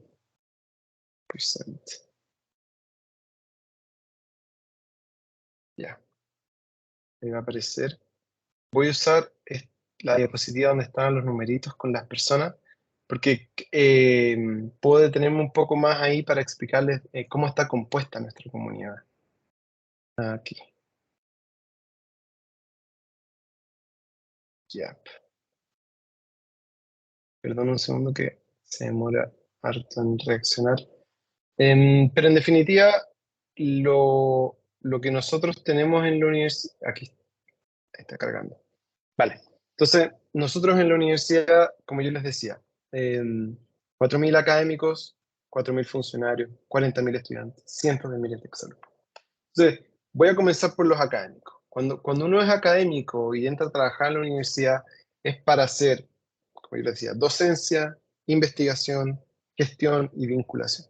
Y esas personas tienen un vínculo de por vida con la universidad. Muchos de ellos son exalumnos, de hecho, por lo tanto ya estudiaron 5 o 10 años en la universidad y después siguen trabajando ahí, o hicieron su doctorado en el extranjero y después volvieron. Pero el punto es que cuando tú comienzas a ser académico en una universidad grande, normalmente te quedas ahí toda la vida, y por lo tanto muchos de ellos llevan 20, 30 años, y ellos son el core de la universidad. Si ustedes me preguntan cómo se toman las decisiones en la universidad, son con los académicos. Porque al final del día la universidad es académica, ¿vale? Entonces, son personas que llevan mucho tiempo en la universidad, la conocen, tienen opiniones fuertes con respecto a cómo se hacen las cosas, y son personas, y esto no lo digo porque es casi como que hay evidencia al respecto, son personas tremendamente inteligentes. Es por eso, digamos, que tienen muchas de ellas impacto a nivel internacional, doctorados en las universidades más importantes del mundo, etcétera, etcétera. Entonces, son personas que tienen capacidades, digamos, intelectuales y personales que realmente son extraordinarias. ¿Okay? Esos son los académicos. Los funcionarios de la universidad son personas que también, en general, tienen un vínculo con la universidad importante. O sea, por ejemplo, yo mismo llevo 8 años trabajando en la universidad. La próxima semana se celebra el Día del Funcionario, donde se celebran las personas que llevan 10, 20, 30, 40 años en la universidad. Hace poco se celebró 2 académicos que cumplieron 50 años en la universidad. Entonces, un poco eso demuestra que hay un grupo de personas súper comprometidas con la institución que la quiere mucho. Ahora, dentro de los funcionarios también está el funcionario nuevo que lleva poquito tiempo, y que hoy día está cambiando un poco esa cultura, porque antes era sí o sí estar en la universidad durante décadas, pero hoy día está cambiando un poco eso, y las personas están entrando a la universidad, y si es que no encuentran una forma de crecer en la institución, se cambian a otra, lo cual es absolutamente legítimo y está bien, pero un poco está cambiando la dinámica del funcionario. Están entrando más personas jóvenes, más profesionales, que han estudiado afuera, que han estudiado un magíster, etcétera, etcétera. Entonces está cambiando eso del funcionario, que hace algunas décadas, digamos, tenía un alto porcentaje en administrativos más que profesionales. Hoy día la balanza está cambiando, se está profesionalizando mucho. Y para terminar, los estudiantes tienen la característica de ser un grupo móvil. O sea, nosotros tenemos 4.500 aprox estudiantes nuevos todos los años. Entonces ustedes se imaginarán que todo el rato está aquí un giro, digamos, constante de personas, a diferencia de los académicos y funcionarios. Como yo les decía, eso es un grupo más fijo de personas, pero los estudiantes es móvil, constantemente cambiando, y aparecen liderazgos estudiantiles nuevos, digamos, año tras año o generación tras generación. Es un grupo importante de personas, pero que tiene esa característica de estar constantemente cambiando. Y los exalumnos, ahí, bueno, naturalmente que son personas que ya pasaron por ser estudiantes, algunos se vinculan más. Pero a la universidad le importa mucho el vínculo con los estudiantes, razón por la cual tenemos, por ejemplo, una dirección de alumni que se preocupa solamente de ellos. Ellos forman parte del Consejo Superior, que es como el parlamento, digamos, de la universidad, donde se toman las decisiones. Entonces, si ustedes me preguntan cómo se toman las decisiones, en gran medida por los académicos, pero también involucra a los funcionarios, a los estudiantes y a los exalumnos, que están compuestos por distintos grupos de personas que yo les mencionaba. Solamente para terminar, se me ocurrió recién, digamos, pero habría sido bonito que yo les hubiese traído estadísticas, ¿cierto?, de cómo está compuesto cada uno de estos grupos. Pero les puedo decir a grandes rasgos, en académico está un poquito más tirado hacia los hombres, pero la dirección de equidad de género está trabajando para que sea 50-50. En términos de funcionarios, ya está más o menos 50-50, en las autoridades, en los decanos especialmente un poquito más de hombres, entonces está trabajando hacia ello. En los estudiantes, ahí sí es 50-50, pero depende mucho de las carreras. Naturalmente hay algunas carreras que son más hombres que mujeres y otras al revés. Y en los exalumnos también 50-50. Y en términos de edad, para terminar, ya estamos pensando en que el estudiante naturalmente es muy joven, lo cual genera una brecha con los funcionarios y con los académicos, pero todos somos una comunidad súper respetuosa y un poco eso es como parte de la cultura del académico, ¿cierto? Que las ideas son independientes de las personas en gran medida. Entonces, tú cuando estás en desacuerdo con alguien, estás en desacuerdo en realidad con la idea de esa persona. Porque es así la academia, digamos, así el desarrollo del conocimiento, y no con la persona. Entonces, cualquier idea que se proponga, solución que se proponga, es desgranada en general en torno a cuestiones técnicas, o si es que funciona, o si es que operan adecuadamente con la cultura o con esas causas que yo les informaba previamente. Y estamos todos bastante alineados con lo que es la filosofía de la universidad. Creo que eso explica bastante lo que tú preguntabas, Ángel. Y si no, bueno, Sí. otras preguntas. No, muchas gracias, Francisco. Sí, y me quedo con la frase que decías que estaba conformado por estas personas, porque hablamos en la parte de empatizar de la metodología o de la herramienta de hacer personas. Entonces, si tu solución o tu prototipo está enfocado al sector educativo de la universidad, quizás es una buena idea hacer y entender la persona del académico, la persona del funcionario, la persona del estudiante y la persona del exalumno. Entonces puedes tratar de entender qué piensa, qué dice, qué siente y qué hace esta persona en el ámbito donde va a estar tu prototipo. Gracias, Francisco. O sea, si ustedes me preguntan qué es la universidad, son esas 200 y tantas mil personas. Esa es la universidad. Exacto. Sí, exacto. Entonces, muchas gracias, Francisco. Claro, vamos cerrando ya. Te pedimos perdón por habernos extendido más de la hora, pero creo que ha sido de valor. Como nos preguntan ahí, ¿dónde quedará la grabación de estas sesiones? Quedarán en el canal de YouTube de manera privada, por lo que te vamos a estar enviando un enlace al canal de EY Chile, donde vas a poder acceder a la grabación. Si tienes alguna otra pregunta, puedes escribirnos también al correo oficial de la Hackathon, que es hackathon@cl.ey.com. Sí, Yo lo pongo en el chat. mejor. No te preocupes. Eso, porque no dije bien. Entonces, ponlo en el chat y están las bases también, el correo oficial donde puedes escribirnos cualquier pregunta sobre la sesión y nosotros la canalizamos si es para Francisco. Eso, muchas gracias. Y te pedimos perdón por extendernos, pero creo que hemos disfrutado la sesión y creo que hemos tenido una buena tasa. No se bajaron tantos, así que creo que nos fue bien. Un aviso bueno, importante a los adelante, grupos Joaquín. que, perdón, Ángel, que los mentores van a comenzar a contactarlos para generar los grupos, para que no se extrañen que por WhatsApp los contacten y no sea una sorpresa, sino que es parte de la dinámica. Y ahí van a tener una conversación, esperamos, fluida con ellos, porque son una pieza fundamental dentro de todo este proceso. Y nada, ahí tienen el correo para cualquier duda que tengan específicamente y nos veremos el día de mañana en la segunda sesión que tendremos de este aprendizaje en conjunto. Y nada, pues que tengan buena noche. Muchas gracias, Francisco, por tu presentación y también Ángel por la misma y nos vemos. Sí, que gane Chile, ¿no? Hoy juega Chile. Así es. Vale. Que Un gane. abrazo. Dale, muchas gracias, que estén muy Chao, bien. chao. Chao, buenas noches. Abrazo, gracias, Francisco. Buenas noches. Chao, chao. Chao, gracias. Chao, Marifer. Chao, Liliana. Chao. Chao.